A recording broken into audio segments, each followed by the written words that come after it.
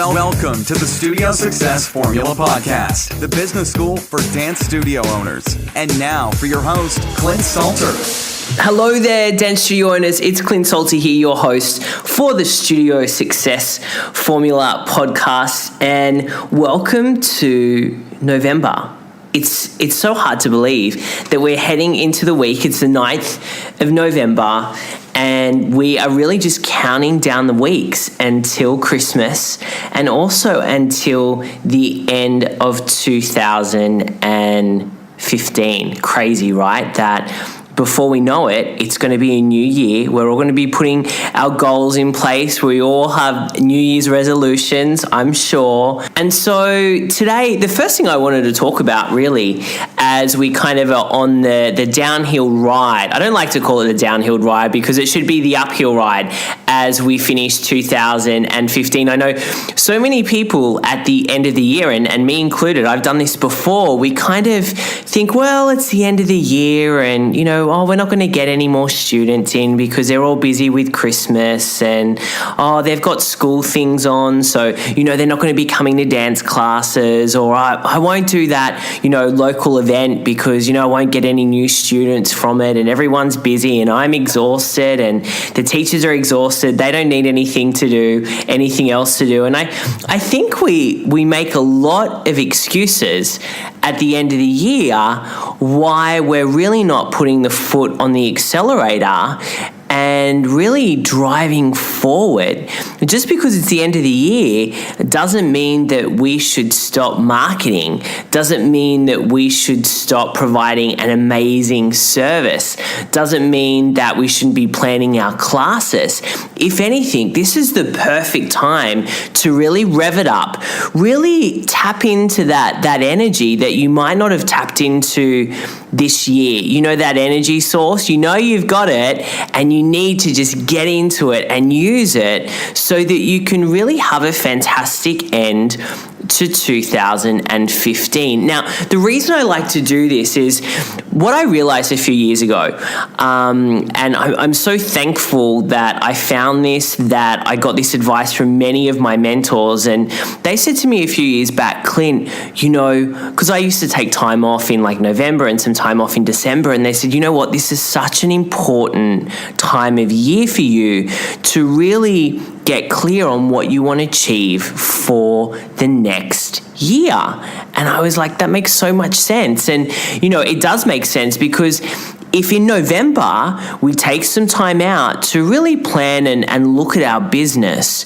and really come up with some ideas of what we want to achieve for the following year, and we start taking action on it, then what do we create? Well, we create momentum. And we know that momentum is one of those things that is going to help us achieve our goals. Now, if we go away and have lots of holidays and take a lot of time off in, you know, December and a bit of January, and we come back to classes in January or February. If you're from, you know, Australia or New Zealand, you're back in Feb. If you're our other friends around the world, most of you will be going back straight after Christmas and the New Year. We kind of feel a bit lethargic, and then we kind of give ourselves, I've got 4 weeks, I've got January just to kind of get into it.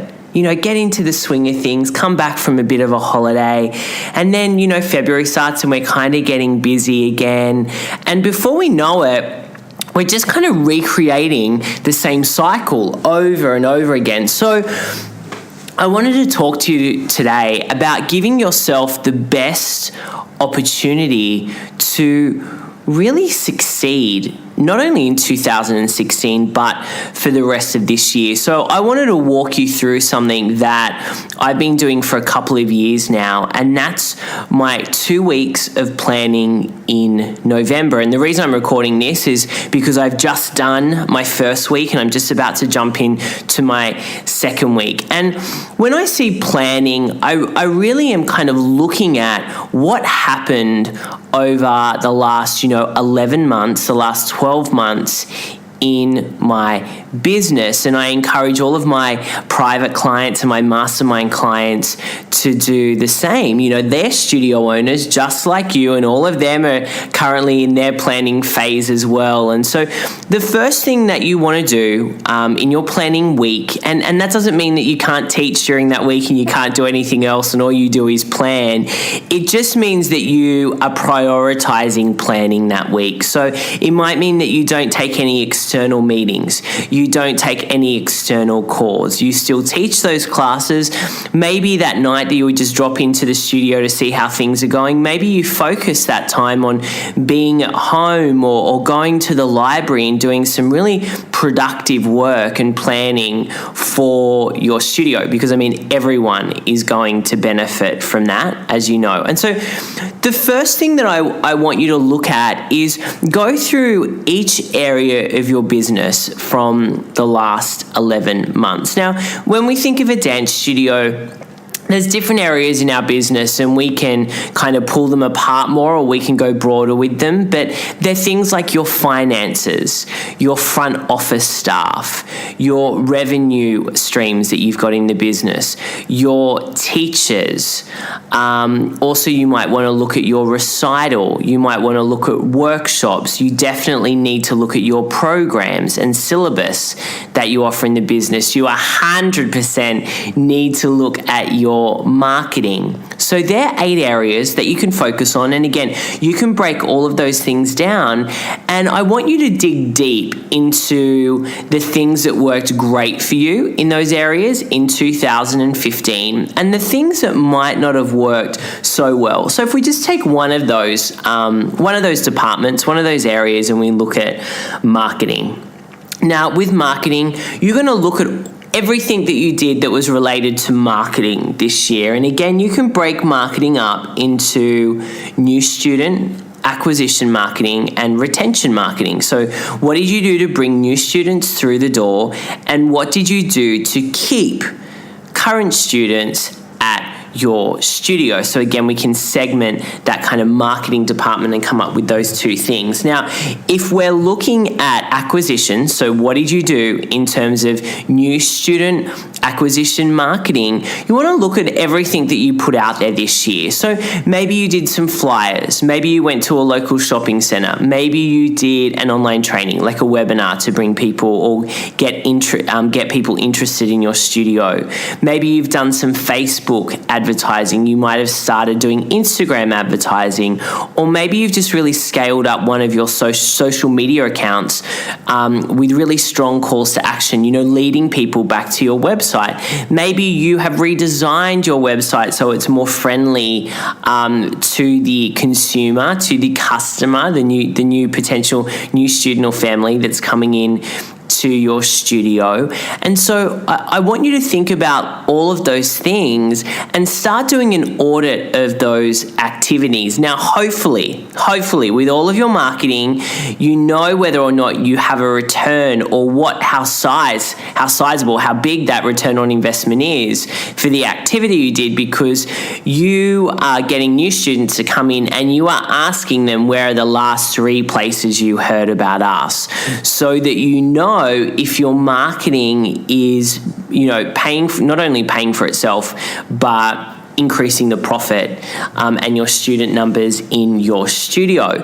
And then what you want to do, once you've gone through that exercise and worked out, okay, these activities, did really well and brought me new students. That advertisement in some magazine or some newspaper, that did nothing. So we don't want to make that mistake and do that next year. But again, we always need to test to ensure so we know what's working and what's not. We then want to highlight the 3, okay, when it comes to marketing. You want to highlight the 3 activities when it comes to marketing that have really blown it out of the water for your studio. Okay, and this is why testing and measuring is so important. This is why it's important that you have a marketing budget in place. This is important. It's so important that you know where you're spending your money and if it's actually doing anything. So many studio owners, when I start working with them and I say to them, what's your marketing budget? And they say, I'm not sure, we just kind of spend when we need to. And I say, well, how much have you spent? And they'll tell me an amount, and I say, what did you spend it on? And they'll give me a couple of things. I'm like, right, what has your price per acquisition been through each of those channels? How much does it cost you to bring in a new student, an enrolled student, not just the lead, but actually enrolled that student from those marketing channels? And so many people, so many studio owners can't actually give me the answer. And this is a real problem, guys. So I want to say to you, before we go any deeper into this, I want to say to you, if you don't know those numbers, it's okay. I don't want to give you a hard time about it. But if you don't know those numbers, please, please, please start looking at them. If you can't tell me how much it's costing you to bring a new customer, a new dance student into your studio through the particular, the different channels of marketing that you offer, that's a problem. And it's a problem because you're going to be wasting money on things that don't work. You're going to not know where you should be putting more money to bring in new students. And it's really not the best way to grow a business, kind of being a little bit blind. So I want you to know, as much as possible when it comes to the numbers and when it comes to marketing in your studio. So that's one exercise you're going to do. And it was fascinating for me many years back when I first did this type of audit. It wasn't in a 2-week November planning session like I do now, but it was just, really looking at those numbers in my studio when I had my dance studio and going, wow, we are spending so much money on things that are not giving us a return or are costing us way too much to bring in a new student. And it would sometimes, in some cases, it would mean that the student would have to be with us, for a year until we made that acquisition cost back. And for the type of business that we had, we were mainly a recreational school. That wasn't ideal for us.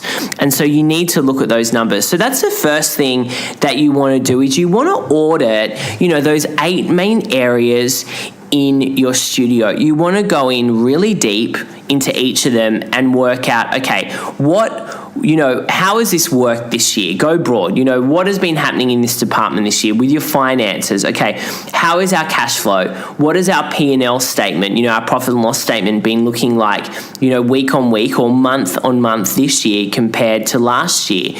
What happened during the year that made this dip or grow? What did we do? And so those things are super, super important, is to reflect, because so often, right, don't we just keep going? We just keep pedaling. We don't look back, and I'm not a big fan of looking back, but from a business perspective, we need to look back on the last 11 months to see how our business has performed, because we want to do better, don't we? In 2016, we want to grow our business.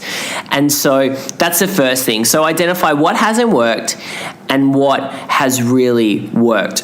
And then I want you to put those things aside and again have your 8 different categories and just get a piece of paper. I like doing this on like big butcher's paper, so big kind of sheets of paper. And what I like doing is actually kind of writing down what I want to happen in that department for the particular year. So let's say let's pick another department now, and let's look at our programming. So maybe we're not happy with our preschool dance program at the moment, or maybe you don't have a preschool dance program and you want to invest in one because you know that your little kids, those preschoolers are crucial to your studio, and you want to have a system in place that you can just kind of plug and play. So you can put in the program, get your teachers to teach it, and that's going to give you a better opportunity for building those numbers and growing those students, and obviously keeping them part of your studio. So you might go in and go, okay, what do I want this, our programs to look like? Well, I know our classical, our ballet program, whatever syllabus or program you're using there has been fantastic. So we're really happy with that. Great. You might want to look at your TAP program, or maybe you don't have a TAP program, or maybe you have a program, but it needs refreshing. So you might need to bring in a teacher to maybe help recreate a program for you. So I want you to really look at these 8 different areas and put together really your dream. What does that department look like from a dream state? Like going it as a dreamer and go, I want this, I want this, I want this. And it's like nothing is off limits. I don't want you to think, but I can't afford that program, or I don't have time to do that. I want you to really be in the dreamer state here. So get really big, think really broad, out of the box. Now, this is also an activity that you may want to do with your team. So you can have a lot of fun with this. And I'm a big fan of getting your team involved in different areas of, your November planning. And so this is definitely one of them where you might bring in a couple of teachers. Maybe you spend like two or 3 hours just really kind of going through these things and getting dream state. Like, what would we love to be able to do in this? What would you love to be able to do in that class? And that is super exciting. It gets everyone really excited. And then once you come up with that, the next process, once you've been in that dreamer state, thinking really big and what can we achieve? The next thing is working out for each of those things the how. How are you going to implement? How are you going to make those things happen that you've just talked about? Now, a couple of things will happen during this part. Is that you'll have a great idea that you're super keen, by, and you're like, yeah, that sounds amazing. And then you will start thinking, wow, that's a lot of work. That's a huge amount of work for a really minimal return that I'm going to get in my business. And I was having this conversation with one of our inner circle, one of our mastermind members the other day, and they wanted to implement a new initiative into their studio, which sounded fantastic. And before we really got into it, I said to them, have you really done an analysis on this in terms of how much it's going to cost you, time and resource-wise and money, and also how much it's going to make you? And within 5 minutes, a big idea that she was super excited about, she was like, wow, as I'm talking to you, I'm realizing that it would be a mistake to prioritize this. And this should be one of those side projects that I dedicate maybe an hour or 2 hours a week to, but it shouldn't be a priority. And so during this stage, once you've come up with all your dreamer stuff, all the awesome stuff that you want to do, you then want to go into the how am I going to do it? And as you get into this, I want you to start slightly analyzing it as you go through and put together like an action plan of how and when you would start implementing to reach those goals, to reach that point of implementing and taking action on what you have come up with. Okay, the next part of this is part 3. So we've got dreamer, we've got the action plan is number 2. So dream is number 1. How you're going to take action, what are you going to do? Those steps is number 2. And number 3 is your opportunity, and for the opportunity with the people around you to start poking holes, a bit like being the devil's advocate here. We don't do this enough either, and you definitely know if you've listened to my show, I'm not a negative person, but I like to make sure that we're not jumping into things blind. And so what I want you to do is really go in and go, okay, why might this not work? Well, the parents haven't seen a program like this before. We're going to have to re-educate them completely. We're going to need to rebrand it. They might say, well, this isn't broken. Why are we changing it? So what are we going to respond to that? We need to put our classes up because these teachers are going to be more expensive. Well, are the parents going to pay that much? So this is where we start really kind of going, what could go wrong with this project? So once you've gone through this process, you're going to get some really great clarity around what you should move forward with and what you shouldn't move forward with. Now, it depends on the area of the business, right? We're going to treat finances. We're going to do the same process in each of the 8 areas of our studio, but the outcome of each is going to be very, very different. So if it's something to do with our teachers, we will probably have to have a conversation with our teachers to gauge their thoughts before we move forward. if we're looking at maybe revenue streams and we want to implement maybe some more masterclasses or workshops next year, before we just come up with an idea for a workshop, we want to actually go to our student base and gauge their interest in the workshop. So maybe do a survey or a poll or something to get really clear on, are they going to buy what we want to offer? Remember, we don't want to sell people what we think they need. We want to sell them what they actually want. And that's a big lesson that I talk about all the time in our programs and also in the Dance Studio Owners Association, is give people what they want, not what you think they need. And so this really forms part, this is the great foundation. This is a really great start to your planning session in November. So I hope that makes a lot of sense, not just a little bit of sense. I hope that makes a lot of sense to you about how you can really start getting in and evaluating, what has happened over the last 11, 12 months of the year in your studio, in those 8 different departments, and then start looking at, okay, what did we do? What worked, what didn't work. For those things that didn't work, you've got 2 options. Maybe you want to completely get rid of them, or you might want to tweak them to see if a little tweak would help improve them. And then we want to go through and do that 3-stage process. Get that blank sheet of paper and go, what do we want to achieve in this department next year? Well, we want to do this, and we might need some extra teachers, and we want to put on a teacher retreat for our teachers, and we want to make sure we do those monthly check-ins with our teachers. And there's a whole list of things when we talk about teachers, and it's going to be different for everyone. I can give you some guidelines, which I do in our program and in our association, but it's really for you to come up with what you want it to look like. Be that dreamer, and then, okay, here are the things we want to do. How are we going to go about doing them? Put in that action plan.